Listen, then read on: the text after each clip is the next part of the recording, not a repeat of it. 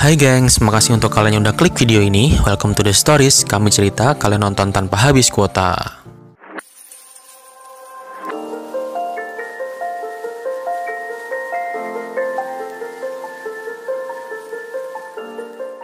Rumah Darah, Cannibal Holocaust, Saw, pasti itu beberapa judul yang sering direkomendasikan orang kalau kalian suka banget nonton film yang berdarah-darah atau bergenre thriller. Dan film thriller kayak di atas bakal menuntut lo untuk punya mental yang kuat. Karena nggak jarang, orang yang habis nonton satu atau beberapa film thriller akan ngerasa mual dan merinding karena nggak kuat saking sadisnya. Nah, kali ini gue akan nambahin satu lagi film yang sadisnya nggak ketulungan nih gengs. Karena bayangin aja, selain membunuh banyak korban tanpa alasan yang jelas, korban yang dibunuh itu juga dijadikan pondasi bahan baku untuk buat rumah. Iya, kalian nggak salah dengar. Mayat dijadiin bahan baku untuk buat rumah, gengs. Gila nggak tuh? Dipikir ini Lego apa?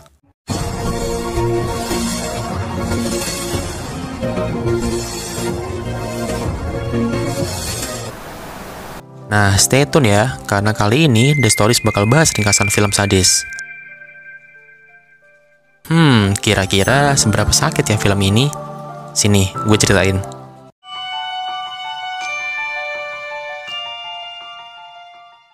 The House That Jack Built mengawali cerita dengan munculnya seorang pria yang bernama Jack. Jack adalah seorang psikopat sejati, dan saat gue liat film ini, gue sampai geleng-geleng saking sakitnya.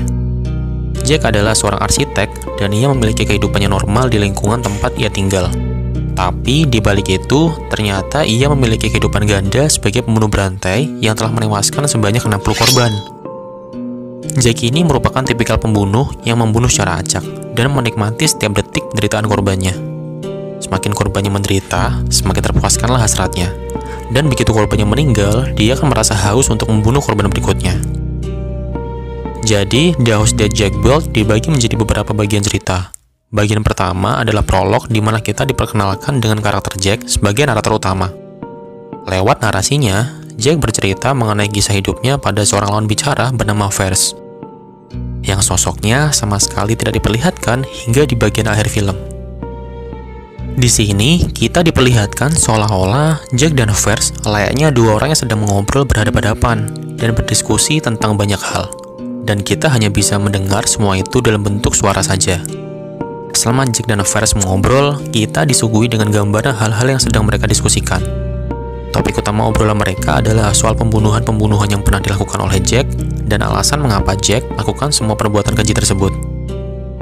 Dialog panjang antara Jack dan Vers berawal dari cerita kisah hidup Jack, kemudian berubah menjadi semacam pengakuan sesumber dari seorang psikopat yang tidak memiliki rasa empati dan selalu merasa benar dalam setiap tindakannya.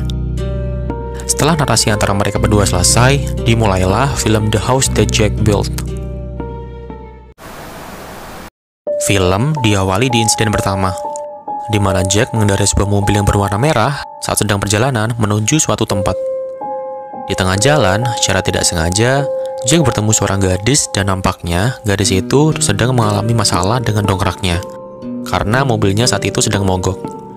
Lalu, gadis itu berusaha untuk meminjam dongkrak kepada Jack, namun Jack tidak memilikinya. Jack pun memberi saran untuk ke bengkel besi yang jaraknya kurang lebih 8 km dari situ untuk meminjam atau memperbaiki dongkraknya. Gadis ini setuju dengan ide Jack dan memohon untuk mengantarkannya ke bengkel besi yang dia sebutkan tadi. Jack yang iba dengan kondisi si gadis menyetujui dan mengantarkannya. Di sepanjang perjalanan, gadis itu mulai berbicara tentang membunuh berantai yang baru-baru ini terjadi. Dan sepanjang jalan, dia terus menceritakannya kepada Jack. Hingga sampailah mereka di tukang besi. Singkat cerita, tukang besi itu memperbaiki dongkrak yang rusak. Setelah itu, gadis ini meminta Jack untuk mengantarkannya lagi ke mobilnya yang mogok. Lalu Jack pun mau dan mengantarkannya lagi ke mobil si gadis itu. Mereka pun sampai. Di sini, sang gadis meminta tolong agar Jack membantunya memperbaiki mobilnya yang mogok. Jack pun berusaha untuk memperbaiki mobil itu dengan dongkrak.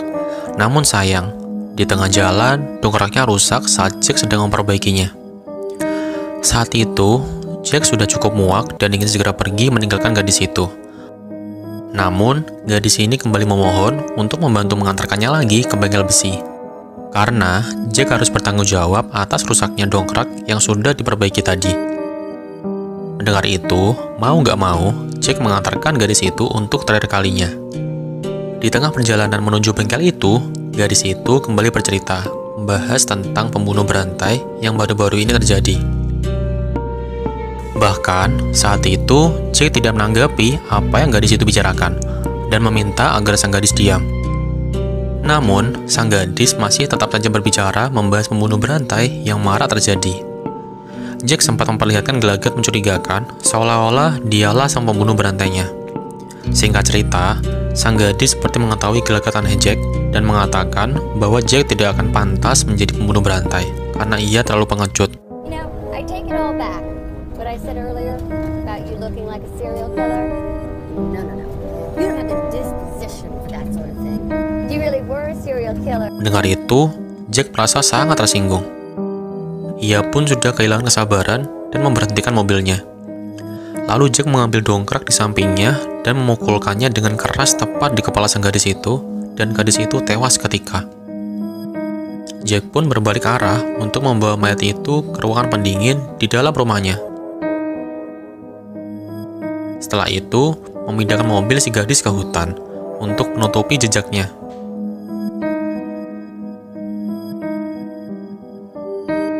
Setelah itu, kita masuk ke insiden kedua.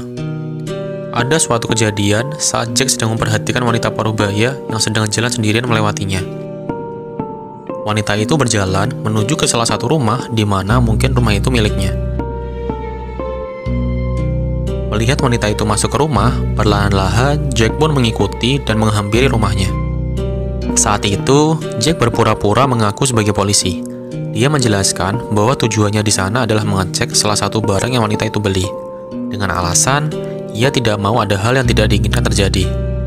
Pada awalnya, wanita ini bingung dengan gelagat aneh Jack. Hingga pada suatu kejadian, wanita itu meminta untuk memperlihatkan lencana yang biasanya dipakai polisi. Namun, Jack beralasan dia tidak membawanya saat itu. Mendengar pernyataan Jack, wanita itu semakin curiga kalau Jack bukan polisi.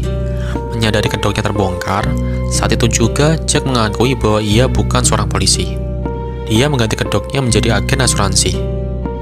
Agar tidak terlihat mencurigakan, Jack menawarkan kenaikan uang pensiun kepada wanita itu. Singkat cerita, wanita itu mau dan Jack berhasil memasuki rumahnya. Saat di dalam rumah, Jack bertingkah aneh.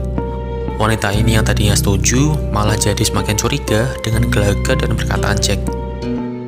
Hingga saat wanita ini berjalan ke salah satu ruangan, Jack menarik dan mencekiknya hingga sekarat.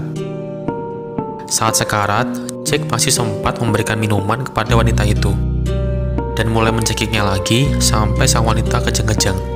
Namun, parahnya lagi, dalam proses mencekiknya, dia menikmati setiap proses hingga si wanita meninggal.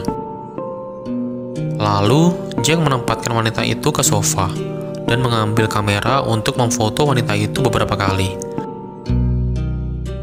Setelah puas mengambil foto, Jack mengikat mayat wanita malang itu dan membawanya keluar rumah. Seusai mengangkutnya keluar, Jack membersihkan rumahnya untuk menutupi jejak. Setelah bukti berhasil disembunyikan, Jack pun kembali ke mobilnya. Nah, saat akan berangkat, penyakit OCD Jack saat itu pun kambuh. Untuk kalian yang nggak tahu, OCD adalah penyakit gangguan mental yang menyebabkan penderitanya merasa harus melakukan suatu tindakan secara berulang-ulang. Bila tidak dilakukan, penderita OCD akan diliputi kecemasan atau ketakutan yang luar biasa. Karena itu, Jack menunda keberangkatan dan mengecek kembali rumah wanita itu. Jack pun bolak-balik ke rumah itu untuk mengecek apakah ada darah yang masih tersisa atau barang-barang lain yang berantakan. Saat Jack bolak-balik mengecek dan akan meninggalkan rumah, ada suara polisi yang menghampiri rumah wanita malang ini. Jack pun bertemu polisi itu, dan polisi itu menanyakan beberapa pertanyaan kepada Jack. Saat itu, Jack beralasan bahwa ia adalah temannya. Dia menjelaskan sudah menunggu wanita itu selama 2 jam, dan mencoba mengetuk pintunya beberapa kali. Namun, wanita itu tidak kunjung menjawab. Mendengar penjelasannya, polisi segera masuk mengecek ke dalam rumah wanita yang saat itu tidak terkunci. Saat polisi masuk ke dalam rumah, Jack bergegas pergi dengan mayat sang wanita diikat secara tergesa-gesa di belakang mobil. Jack segera pergi meninggalkan lokasi kejadian. Namun, dengan menyeret mayat yang diikat di belakang itu, sampai kepala dari mayat tersebut hanya tersisa tinggal setengah. Tak lama, sampailah Jack ke tempat tinggalnya dan memasukkan mayat wanita itu ke ruangannya. Karena bertindak sembrono dengan menyeret mayat itu, ia membuat jejak darah sampai ke tempatnya.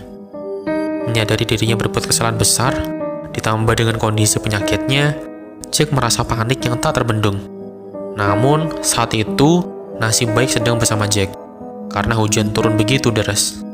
Hujan itu menutupi semua jejak yang ditinggalkan Jack, sehingga dia tidak ketahuan oleh polisi. Di kediamannya, terdapat suatu ruangan yang Jack sendiri pun tidak bisa membukanya. Dan scene pun berpindah.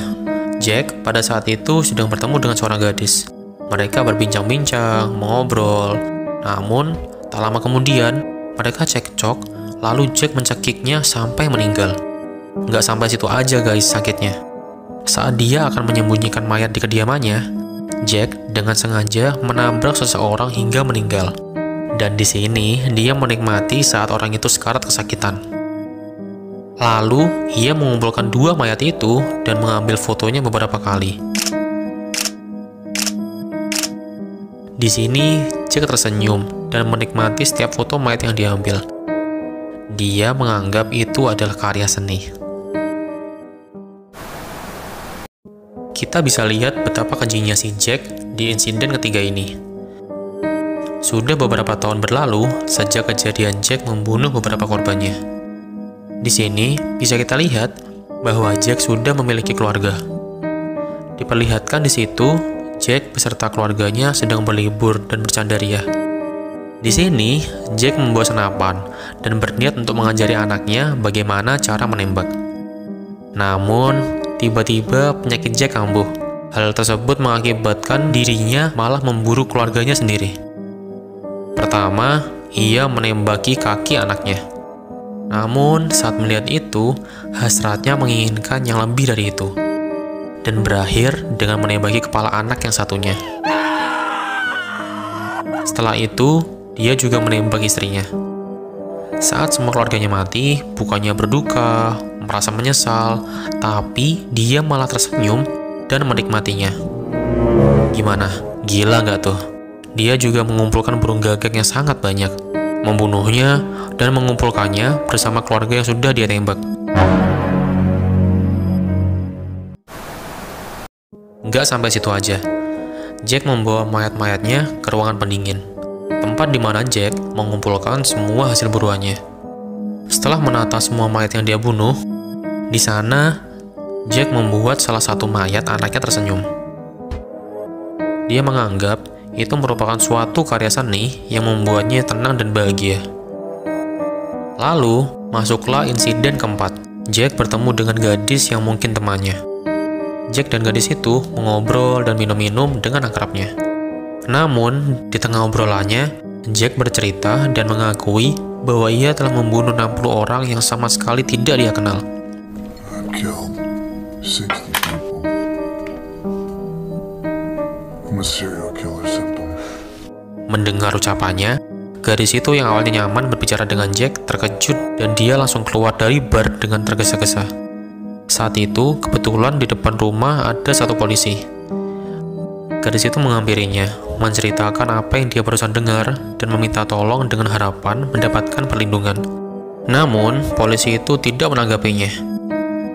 Karena si polisi mengira gadis itu sedang mabuk dan bicara meracau tidak jelas tanpa alasan. Melihat itu, Jack mencari celah lalu membawa gadis itu ke dalam rumah dan mengikatnya kencang dengan kabel. Saat itu, Jack merasa sangat marah. Dia merasa dihianati. Karena saat dia mengakui perbuatannya, dia mengharapkan jawaban yang membuatnya teduh. Tapi, gadis itu malah melaporkan ke polisi di depan matanya. Saat itu, Jack menyiksanya dengan parah. Dan kalian tahu nggak? Jack merobek kulit si gadis hidup-hidup dan membuat dompet dari kulit yang dirobek tadi. Dan sampailah kita di insiden terakhir, yaitu insiden kelima. Jack pada saat itu menculik salah satu tentara, lalu meletakkannya di kediamannya. Ternyata dia sudah mengumpulkan 4 orang di dalam kediamannya yang nantinya akan dia tembak. Dia mempunyai ide untuk menembak menggunakan 1 peluru, di mana pelurunya itu akan menembus 5 kepala orang yang dia culik. Jack membeli peluru saat akan melaksanakan aksinya pada rekannya. Di titik ini, rekannya itu sudah tahu bahwa Jack ini adalah pembunuh berantai. Diam-diam, temannya pun menelepon polisi berharap si Jack ini bisa tertangkap. Menyadari dirinya dilaporkan polisi, Jack melawan temannya sendiri, mengambil peluru yang ia inginkan dan membunuh rekannya. Singkat cerita, Jack pun kembali ke persembunyiannya dan berniat untuk menembak 5 orang tersebut. Nah, saat akan menembak, ia mengatur jarak 5 orang yang akan dia tembak dengan rentang yang tidak terlalu dekat. Saat itu, Jack membuka pintu yang selama ini tidak bisa dia buka agar jaraknya pas. Pintu itu pun terbuka. Lalu di dalam sana ada 1 orang yang bernama Verge. Nah, Verge ini adalah orang yang berbicara bersama Jack selama film berlangsung. Dan ternyata Verge mengikutinya. Namun, Jack tidak mengetahui dan mengenal Verge sama sekali.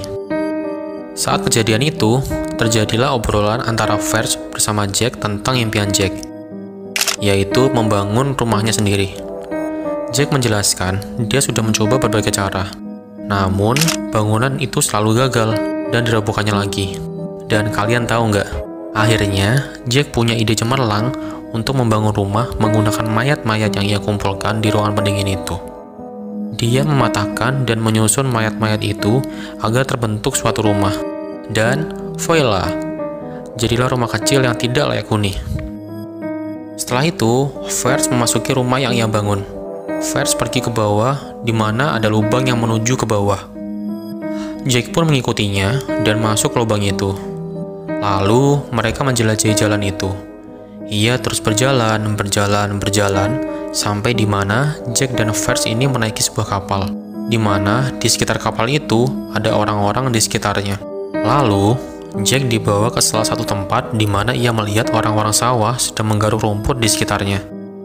Jack melihatnya dengan seksama, dan dia menyadari bahwa orang-orang sawah itu adalah orang-orang yang ia bunuh. Setelah itu, Jack dan Verge melanjutkan perjalanannya lagi.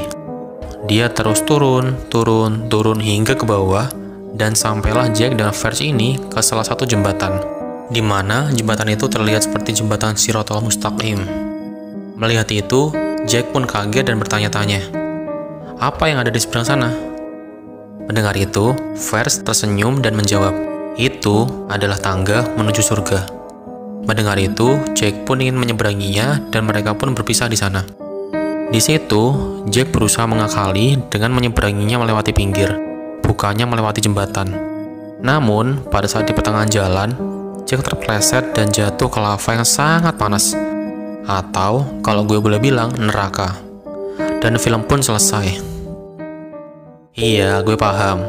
Di sini pasti kalian bingung banget kan sama endingnya. Agak absurd gimana gitu. Di sini, menurut pandangan gue, film ini menceritakan masa lalu psikopat yang sangat sadis bernama Jack. Dan Jack sendiri itu sebenarnya sudah meninggal. Mungkin saat Jack akan turun melewati lubang, dia sudah ada di alam baka. Karena saat Jack mau turun ke bawah lubang, ada adegan di mana polisi sempat menembak ke arah Jack. Dan kita bisa lihat, Jack kayak terjatuh setelah polisi menembak. Setelah Jack meninggal, muncullah karakter Verge ini, yang mana tugas Verge untuk menunjukkan neraka karena ulah Jack selama ini. Lalu setelah sampai di neraka, Jack dihadapkan pada keputusan untuk menyeberangi jembatan yang di bawahnya ada lava panas, atau kalau gue boleh bilang neraka. Dan di seberangnya ada tangga yang menuju surga. Namun, di tengah-tengah perjalanan, Jack pun terjatuh ke dalam lava dan film pun selesai.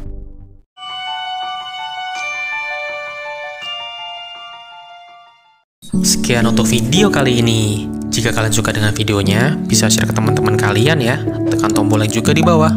Lalu tinggalkan komentar jika kalian ada masukan, ide, atau saran untuk konten video selanjutnya. Jangan lupa subscribe agar gue tambah semangat buat videonya. Ingat ya gengs, video baru akan ada setiap minggunya. See you on the next videos. Bye-bye.